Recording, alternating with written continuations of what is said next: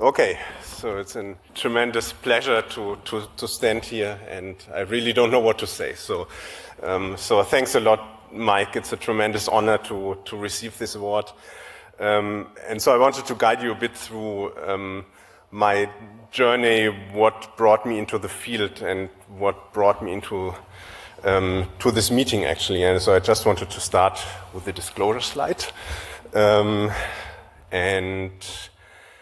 So my first CML meeting actually was in 2003, and so I actually was invited as a replacement speaker for my dear long-term mentor and PhD advisor Giulio Superti-Foga. And so this was the 2003 meeting in Rapallo that Angelo Carella and John Goldman organized. And so this was one of the many meetings where we celebrated the retirement of John Goldman, which never happened. So there were, I think, 10 other meetings where we celebrated another retirement of John Goldman, but fortunately he stayed active in science until the very last days.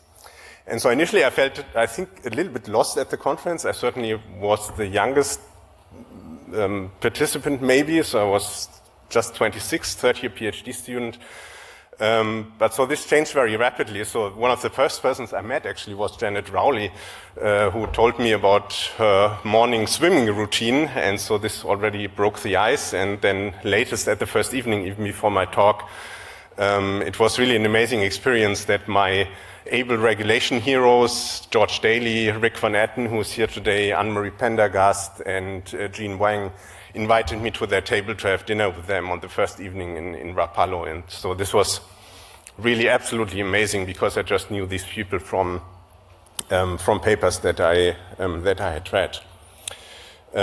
But so to actually go back a bit more, how I started working on BCR-ABL, this actually started with two, I would call them the most influential papers, and just by coincidence, both of these papers were published within a few weeks from starting my PhD. So I started my PhD 1st of October 2000, and this very, very famous review from Mike Deininger, John Goldman, and Julia Mello was just published a few weeks before. So you can see Mike here with hematology hero Joe Prokal. I like this picture of John very much because he really glows and spreads its wisdom on people, and you also can see our dear master organizer here listening to him. And then Julia Mello, who was on the PhD committee of my first PhD student in Vienna, so we were standing in front of the Pestsäule in Vienna. And so when I read this review, I mean, I was really amazed about BCR-ABL. It's such a large and complex protein that kind of can do it all, can activate all different kinds of signal transduction pathways, and it has this liability that you just hit the kinase as you switch it off, and it's a very effective treatment for CML.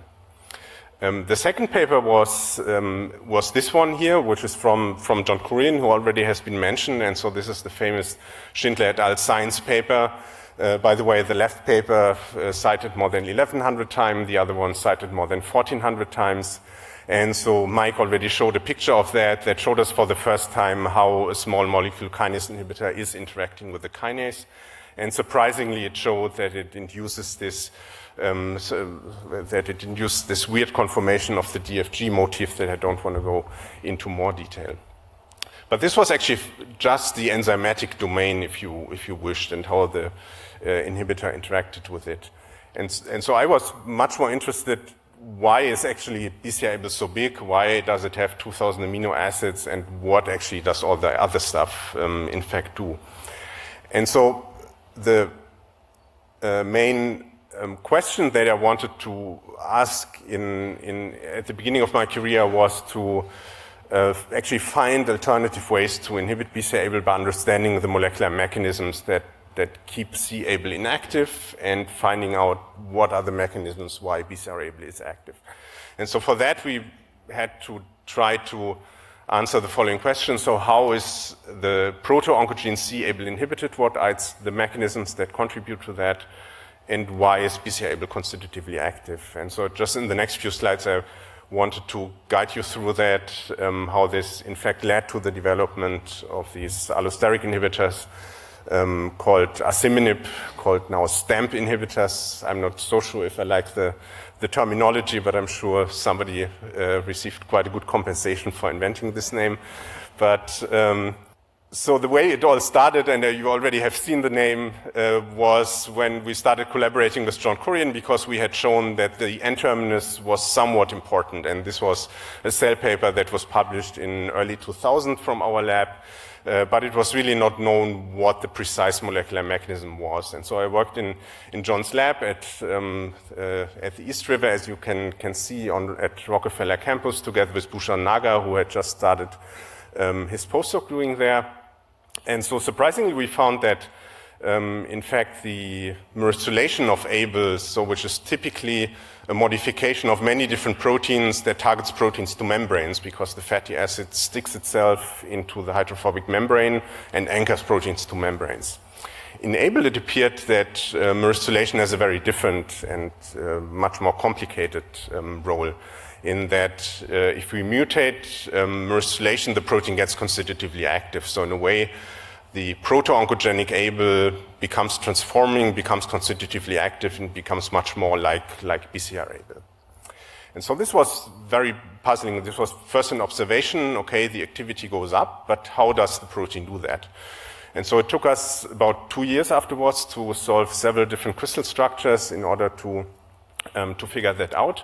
And so what we discovered is that the myristylation, instead of sticking itself into the membrane, is actually sequestered in the protein. So there's a binding pocket in the enzymatic tyrosine kinase domain of ABL that in fact binds intramolecularly the myristate residue.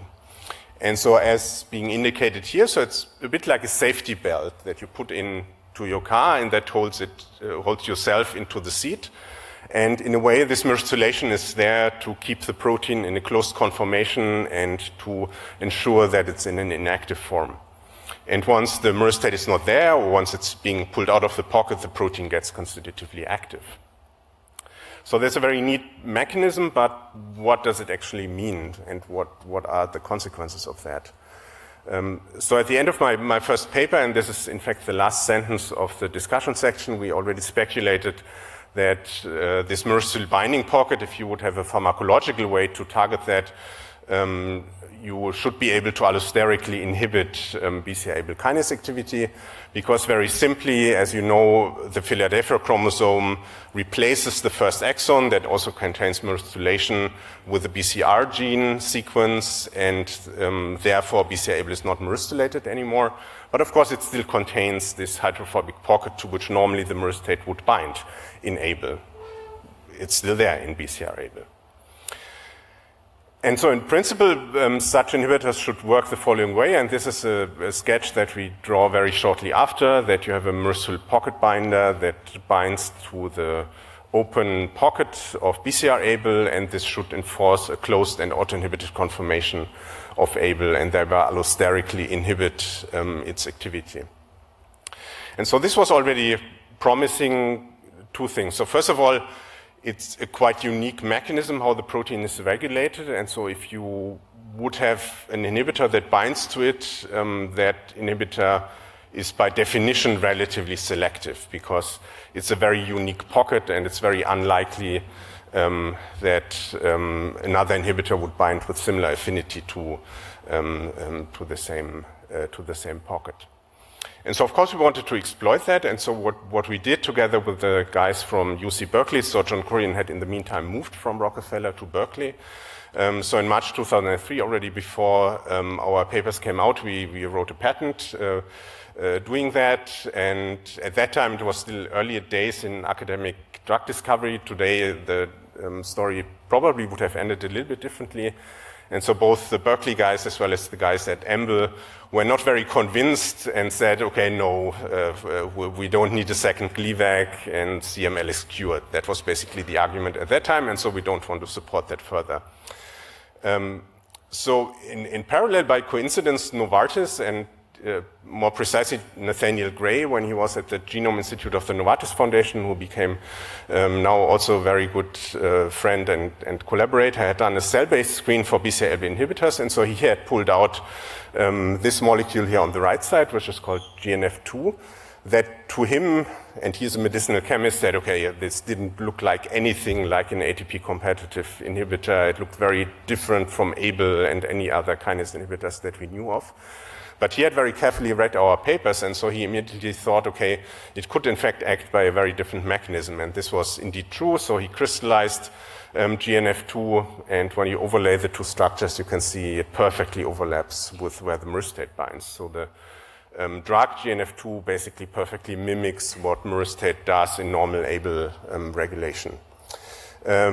As you also know, the story didn't end very well because the pharmacokinetic properties of GNF2 and also of GNF5 were so bad that there was no clinical inhibitor that could be, no clinical development candidate that could be identified. And so after lots of ups and downs, also Novartis internally, there was a new program started, and they basically started from scratch using a fragment-based screen, where again, lots of the insight that we had brought into the field had been used in terms of inhibitors, mutants, assays, and so on. And to make a long story short, then ABL001 that we know today as asciminib has actually been developed. And so if you look at the properties in vitro of asciminib, it's a non-ATP competitive inhibitor, as can be seen here. So down in the lower two graphs, you can see that both dasatinib and nilotinib, if you increase the ATP concentration, the inhibitor becomes much weaker, whereas for asciminib, there's basically no difference.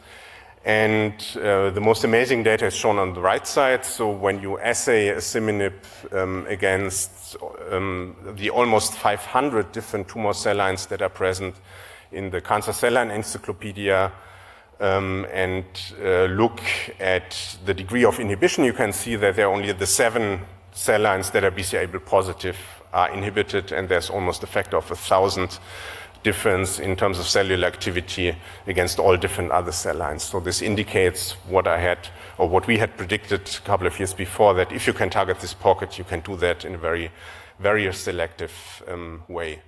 And so the rest is basically history. We'll hear more about the ASSEMBLE trial and so on. So asciminib was approved by the FDA end of last year and by EMA this year.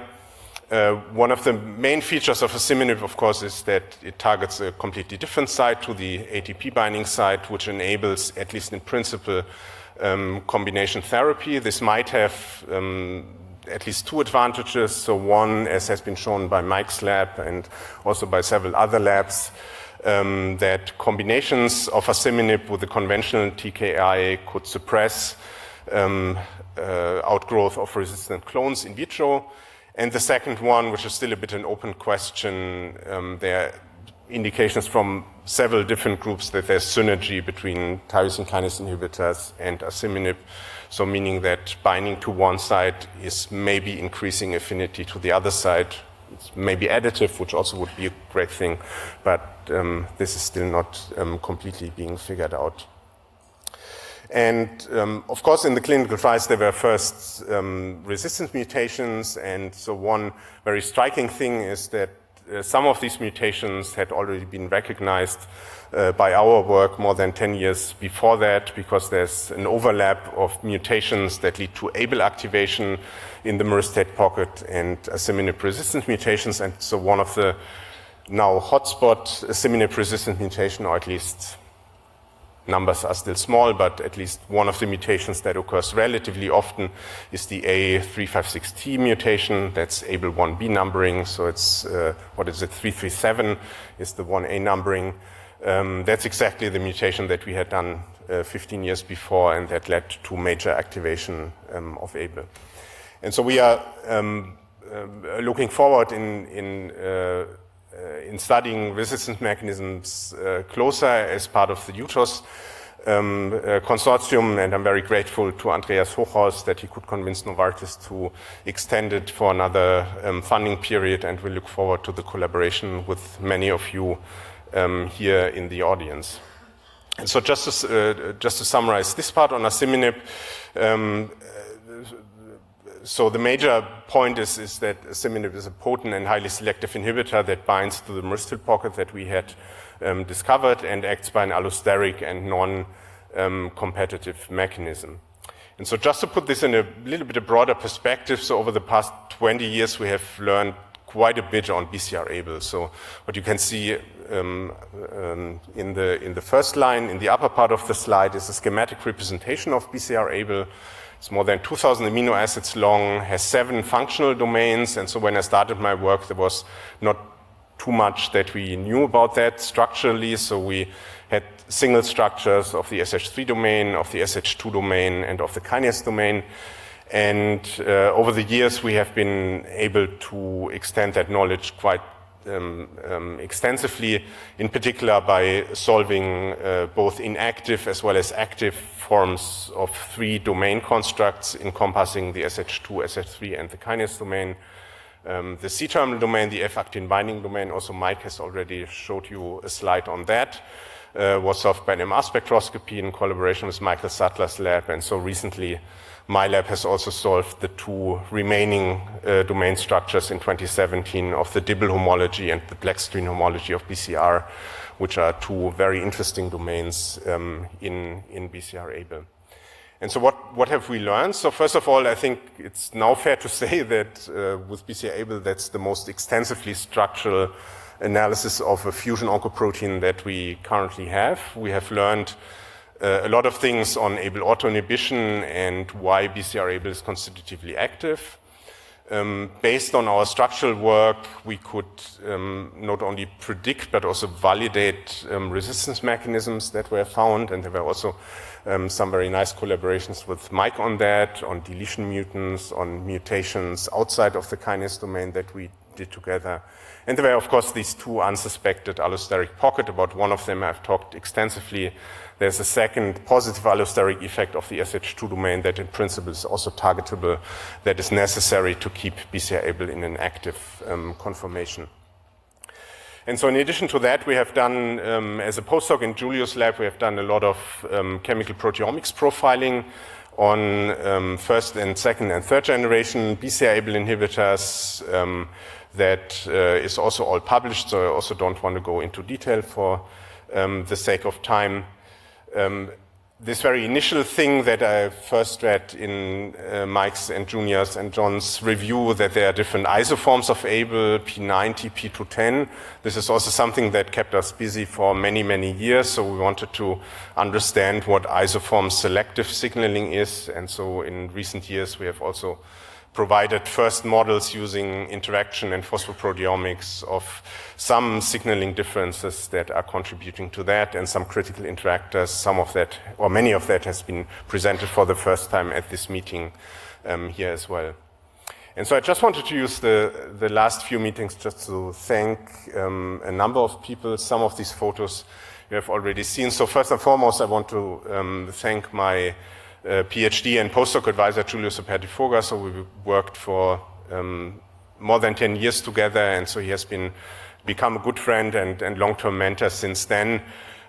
So even after I left his lab, it's not that we broke up and never saw each other. So as you can see, so both at the John Goldman meetings as well as at other occasions, we saw each other.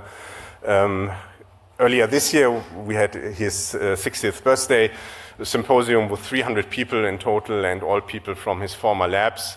So here you can see me on the upper right speaking when Emperor Franz Joseph was watching over my shoulder. I think it's much nicer to have Janet Rowley watching over my shoulder. I think that's much nicer. And so I also wanted to use the opportunity to show you the photo on the lower right. So these are 3 Italian ladies that were all postdocs in Giulio's lab before my time, and that basically laid the foundation and did many of the mutations and many of the groundwork on ABL regulation and SARC regulation in that time. So this is Raffaella Mangano, Daniela Barilla, and Stefania Gonfloni, the latter 2 being very successful professors in Rome now.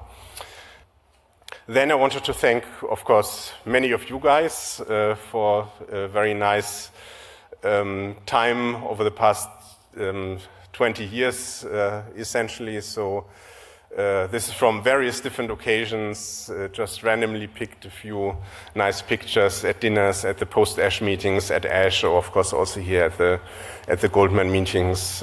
Many of you will recognize each other. And so I just wanted to close so I selected this picture because I think that depicts very nicely, because it shows Tessa on one side and John Goldman on the other side, like kind of a big clamp or a big brace holding our community together. I think that's super nice. And I also wanted to mention there are also two other people that left us far too early, Ralph Arlinghaus and Alan Gewürz, who you can also see on this picture. And so with that, I would like to come to the end. So on the left side, I've listed my collaborations, or I should say the collaborations that resulted in papers, which is, I think, always good. And so for space reasons, I unfortunately could only list the principal investigators of the groups. There was, of course, a ton of PhD students, postdocs, and research associates that were helpful in many of these projects. And in particular, last but not least, I would like to thank my lab. So I called it the Hantschel Lab 1.0 during my time in Lausanne. Most of the people already left, and so this is the recent picture from my current group in Marburg, and also currently main funding sources an ERC Consolidator grant. And so with that, I thank you for your attention, and thanks again for the prize.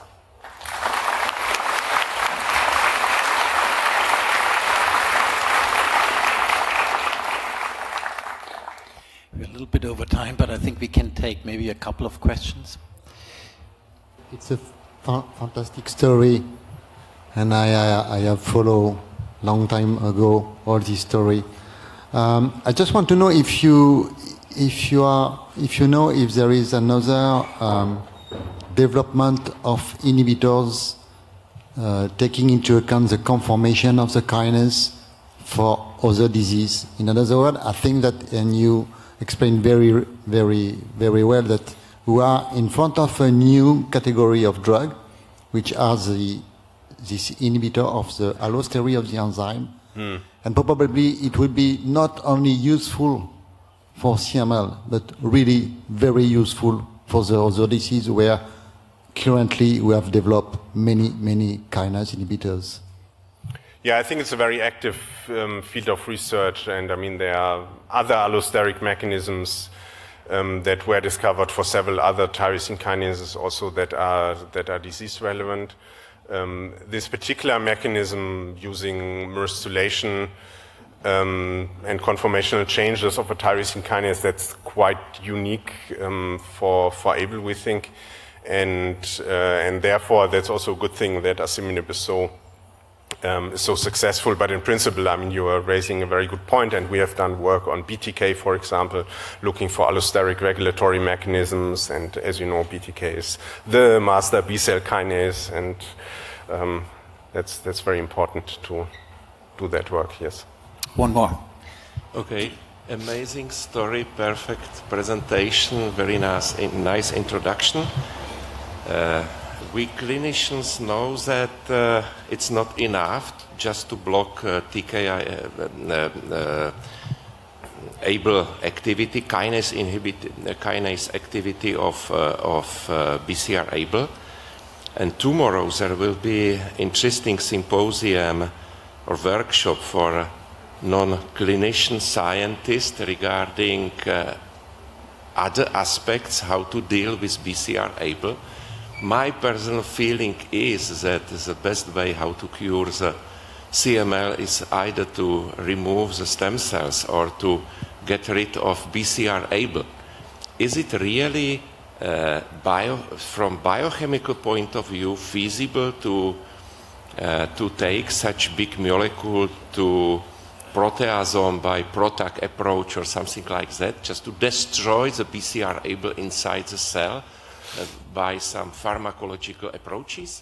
Yeah, this has been done, and this will be addressed tomorrow, and we have one of the pioneers in the field here with George Buslam, who has developed some BCR-ABL inhibitors to so-called proteolysis targeting chimeras that lead to then degradation of BCR-ABL. I think that's a very good point.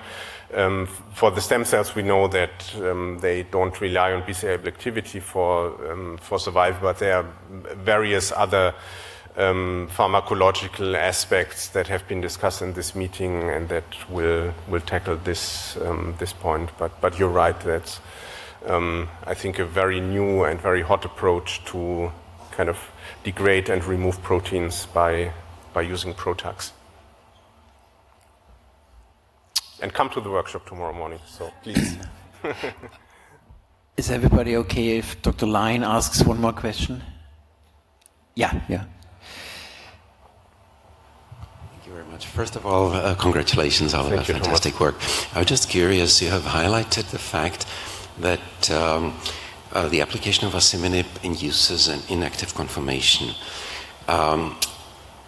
And still there are clinical studies combining asciminib with dasatinib, which is a type 1 molecule which actually should not bind in this instance.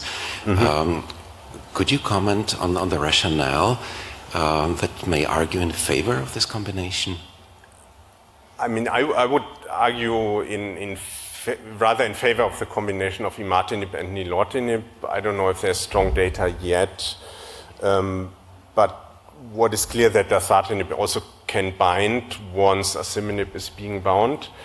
And that's not completely unexpected. It's true. I mean, it's called an active conformation inhibitor, but of course it's also an inhibitor, so it also induces a conformation of the kinase that is not active anymore. So it's targeting, that's the so-called type 1 inhibition mode, where the activation loop and the DFG motif is in a different conformation, but that doesn't prevent asciminib from binding still. So it's a bit confusing, but that's the case. So, yeah. Thank you. Okay, so I'm going to close the session. There's lunch, and there's also a satellite symposium. So please consider attending, and thank the speakers. Thank you very much.